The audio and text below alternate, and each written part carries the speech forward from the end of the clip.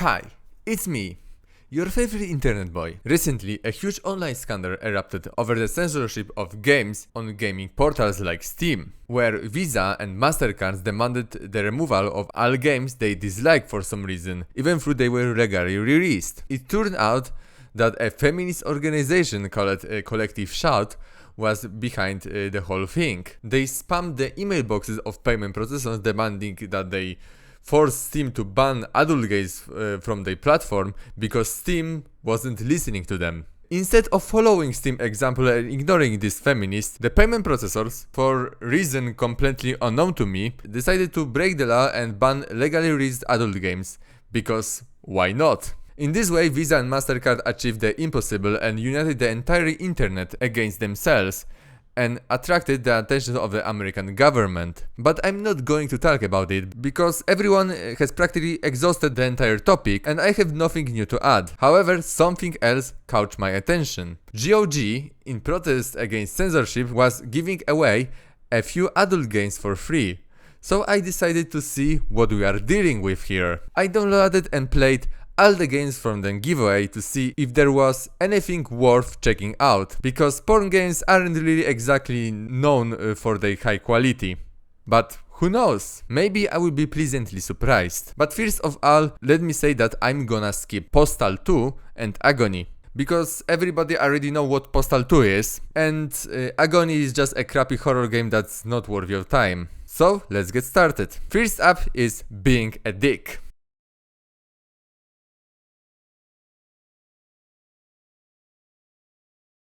What the hell is even that? Well, that's a great start. This is going to be really fun video. Next, Fetish Locator. At least this time the game didn't crash, unfortunately. Because it's a shitty visual novel where you play as some dude who wakes up, has some shitty internet monologue, and then realize his friend has slept with a random girl whose model looks like a sex doll. The dialogue then goes from generic to ultra cringy, after which you can choose what to do next. I chose to go to the shower, and then this dude started to jerk off in there because he imagined this sex doll looking girl in a dress. And that was the point where the cringe level exceeded my tolerance, so let's just move on. Next, Helping the Hotties. It's another low effort visual novel with ugly character models and this time crappy voice acting too. You'll have to do a little bit better. No, I don't. Next, Leap of Faith. I'll wait to see your... What the fuck is this? It's obviously another crappy visual novel, because what else it could be? Yes, goodbye. Next, Last Theory. Okay, let's get you in this game. You're a guy living in a house with 3 women. Jessica is your... Megan is your...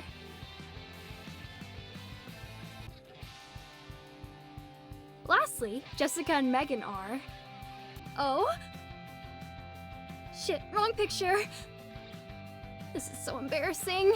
Next, Summer's Gone.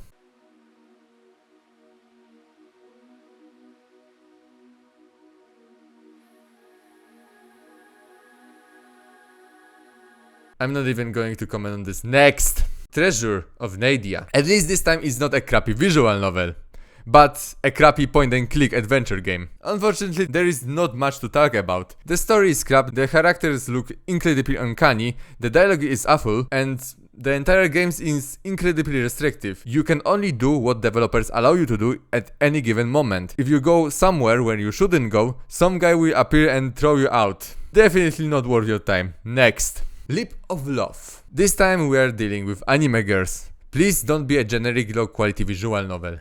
Please don't be a generic low-quality visual novel. Please don't be a generic low-quality visual novel. I beg you. It's a generic low-quality visual novel. But the game tries to be at least a little creative when it comes to the story. And the characters look much better than in previous titles, because they are generic anime girls. At least they are not ugly. And it has a decent voice acting.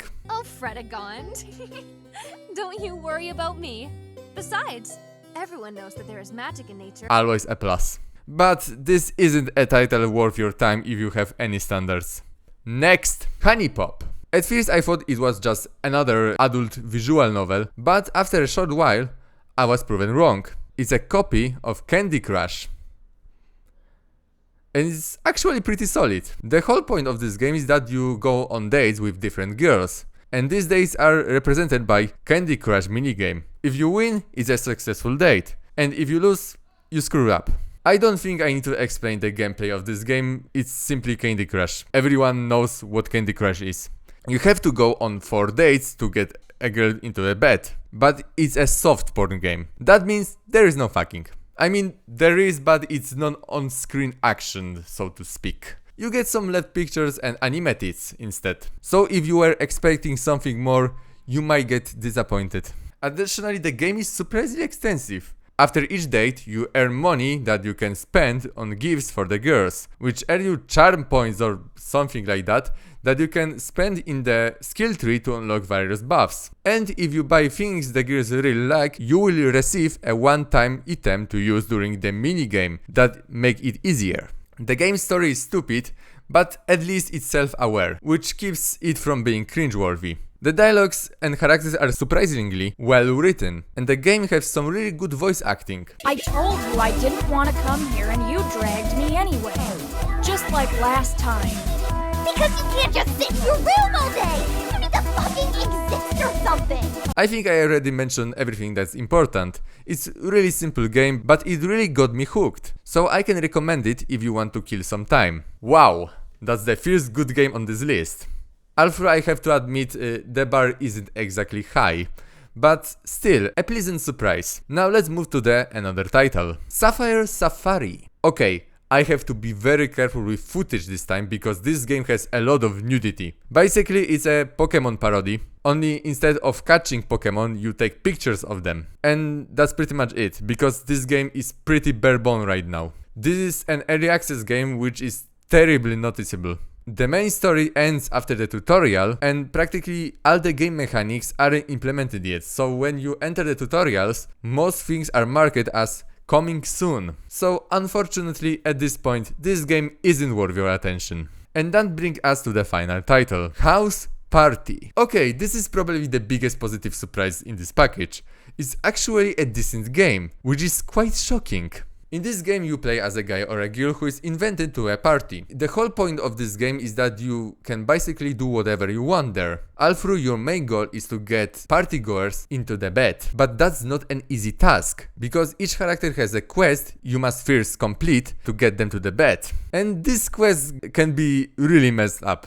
Additionally, you need to choose the right dialogues to get a character to like you. You can also engage in fist fights with characters in a very simple combat system, get drunk, strip naked, dance, or be a dick to everyone. The whole game is pretty self-aware and it doesn't take itself seriously. The dialogues and characters are alright, and the game also features voice acting, which isn't the best, but it gets the job done. But the most impressive thing that this game offers is the interactivity of the house. You can pick up practically everything you find and use most items for various purposes. All characters also react to everything you do. Additionally, you can freely customize the hairstyles and clothing of all party guests. While the options are quite limited, you can still create some pretty cool outfits. So House Party is definitely a title worth recommending.